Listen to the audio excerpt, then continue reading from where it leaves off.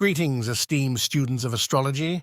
I am your guide, William Lilly, and today we will discuss the considerations that many believe stops them from interpreting a chart altogether: the void of course moon, the early and late ascendant, and Saturn in the first house. Though some maintain these factors prohibit reading a horary chart, a skilled astrologer can still glean insight by considering the full context. Let's look at these in turn, starting with the void of course moon, which is a mysterious phenomenon in horary astrology. Void of course occurs when the moon has completed all its aspects while in a particular sign. At this time, the moon's energy is dormant, making it challenging to provide clear answers to pressing questions.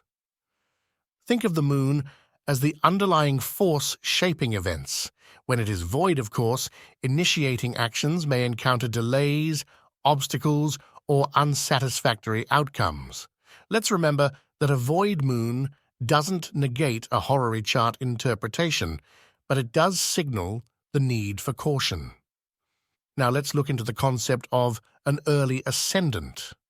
When the ascendant is between 0 and 3 degrees in horary astrology, it signifies a sense of urgency or immediacy in the querent's question.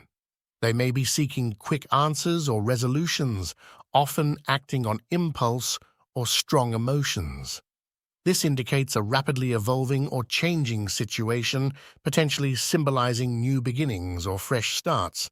But keep in mind, impatience on the querent's part can be a factor too. Moving on to the late ascendant. When the ascendant is over 27 degrees, it suggests that the querent has been grappling with their question for a while. They may have displayed patience and persistence, or perhaps faced delays and setbacks. This could symbolize endings or matters coming to a head, indicating that resolution may be on the horizon. The outcomes might be imminent, especially if fast-moving planets make aspects. However, the querent could be feeling exhausted or eager for closure. Finally, the influence of Saturn when it graces the ascendant in a horary chart.